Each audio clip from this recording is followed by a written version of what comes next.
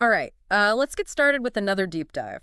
This time we're looking at how to travel without spending a fortune. Sounds fun. We're basing this deep dive on a podcast episode called Travel on a Budget, Your Guide to Saving for Adventures. Catchy. It's got a lot of really good advice. Yeah.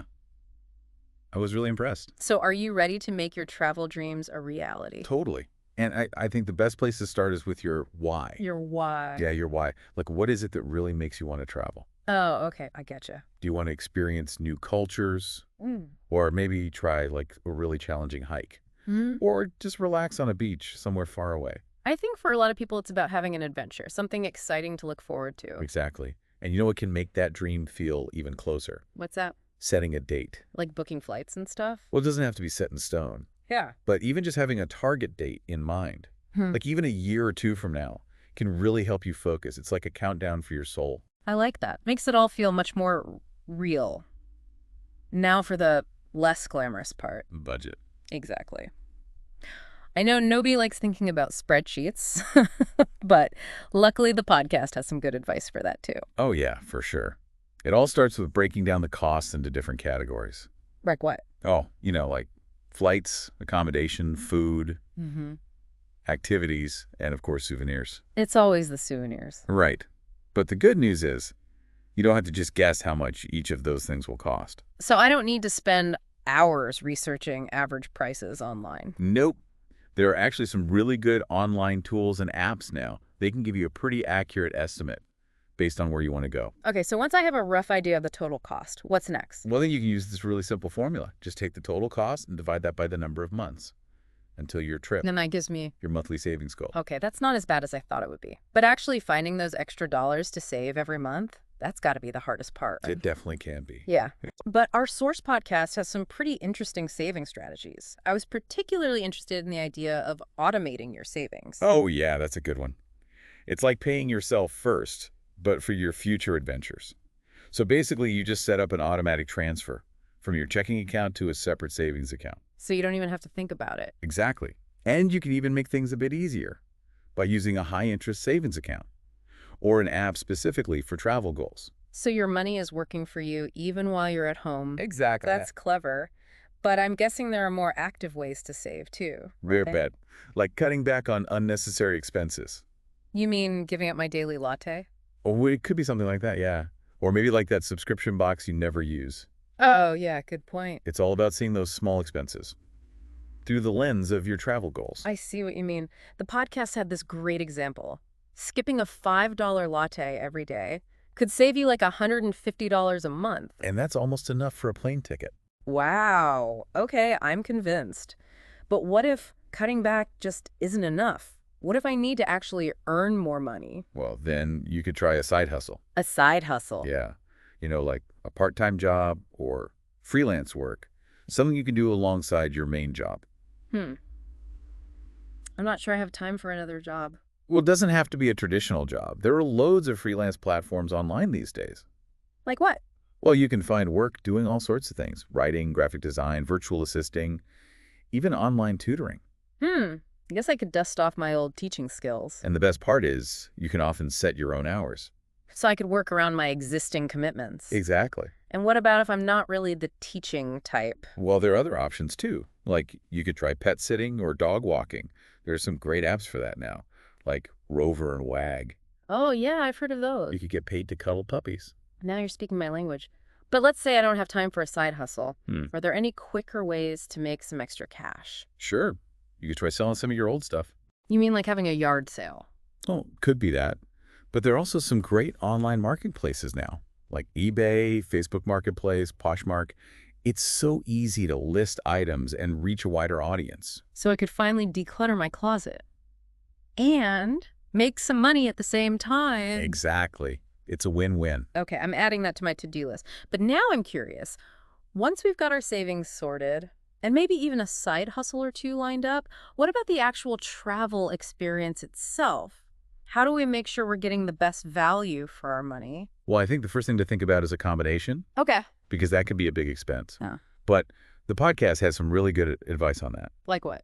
Well, firstly, you don't always have to stay in hotels, Oh, or depending on where you're going yeah. and how long you're staying for. There might be other options that are more budget-friendly. Like what? Well, you could try hostels. Hostels. I'm not sure about that. Why not? I just have this image of hostels being, kind of dirty and crowded. Yeah, I see what you mean. But actually, hostels has come a long way in recent years. A lot of them now offer private rooms with Yeah. ensuite bathrooms. So you don't have to share a dorm with 20 other people. Not necessarily, no. And even the dorms are usually pretty clean and safe these days. Okay, I'm willing to keep an open mind. What about guest houses? Those are another good option. They're often family-run, so Yeah. you get a more personal experience. And they're usually pretty affordable too, right? Yeah, they can be. And then there are also homestays. Homestays? Yeah, you stay with a local family in their home. Oh, wow. It's a great way to experience the local culture. And probably learn some of the language too. Exactly. Okay, so we've got hostels, guest houses, and homestays. What about food? Eating out can be so expensive, especially when you're traveling. It definitely can be. I remember once I was in Italy and I spent like half my budget on one meal. Oh, wow. It was delicious, but I definitely learned my lesson. So how do you avoid doing that again? That's what I want to know. Well, the podcast had some good tips on this too. The first one is to do your research before you go. Research. Yeah, like look up local grocery stores and markets, maybe even street food stalls. You can often find amazing food at really affordable prices. Oh, yeah. I love trying street food when I travel. It's the best way to get a taste of the local cuisine. And it's usually so much cheaper than eating in restaurants. Exactly. And another tip is to cook your own meals. If you have access to a kitchen, Right. Even if it's just a small one, you can save a lot of money by cooking at home. and you can experiment with local ingredients. Exactly. Okay, so we've covered accommodation and food. What about activities? There's always so much to see and do when you're traveling, True. but those costs can really add up. They can. But again, the podcast had some good advice on this. They said one of the best things you can do is to prioritize free or low-cost activities. Like what? Well, think about all the things you can do in a city for free. You can explore parks and gardens, visit historical districts, maybe even go to a local festival or market. I guess there are loads of options if you know where to look. Exactly. And a lot of museums have free admission days. You just have to check their websites. Good point. I also love just wandering around a new city. Me too. Yeah. You never know what you might discover. Exactly. And sometimes the best experiences are the ones you don't plan. I totally agree. But what about the activities you do have to pay for? Well, the podcast recommends looking for discounts and deals. Like what kind of discounts? Well, a lot of tourist attractions offer reduced prices for students, seniors, families, even just booking online in advance. So it pays to do your research. It definitely does. And they also suggested thinking outside the box a bit. What do you mean? Well, like instead of taking an expensive guided tour, maybe rent a bike and explore at your own pace. Oh, yeah, that's a good idea. Or if you're interested in history, check out local libraries or historical societies. They often have free exhibits and resources. That's a good tip. I never would have thought of that. Okay, so we've talked about accommodation, food, and activities. Is there anything else we need to think about? Well, there's one more thing. It's not so much a practical tip, but more of a mindset shift. A mindset shift. It's about being adaptable. Adaptable. Yeah, like being able to go with the flow. I can do that. Because, let's face it, things don't always go according to plan when you're traveling. That's for sure. Your flight might get delayed, the hotel might not be as nice as it looked in the pictures, the weather might ruin your plans. That happened to me once. I got caught in a monsoon in Thailand. Oof. But you know what? Those are the kinds of things that make for good stories later on. True. It's all part of the adventure. Exactly. And budget travelers tend to be really good at this.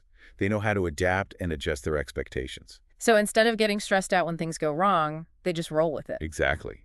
And sometimes they even end up having a better time because they discovered something they never would have found otherwise. I like that. Turning those travel lemons into lemonade. I like that too. And that also ties into the next important trait, resourcefulness. Resourcefulness. Yeah, like being able to find creative solutions and make the most of what you have.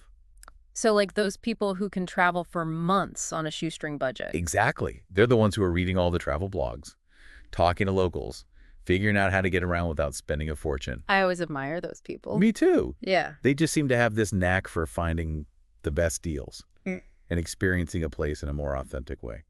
I remember once I was in Vietnam and I met this guy who was traveling the world by bicycle. Wow. He was camping most nights and cooking his own food. That's He was nice. having the time of his life, and he was spending next to nothing. See, that's what I'm talking about. It's not about being cheap. It's about being resourceful and making the most of every opportunity. I totally agree. And I guess that leads us to the final piece of the puzzle. Gratitude.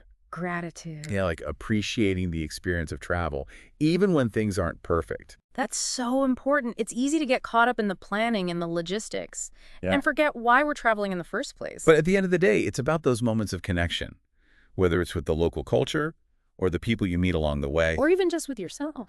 Exactly. Those are the things that make travel so special. And those are the things that you'll remember long after you've come home. So true. So as we wrap up this deep dive on budget travel, I think the main takeaway is this. It's not about depriving yourself. It's about prioritizing experiences over material possessions. I like that.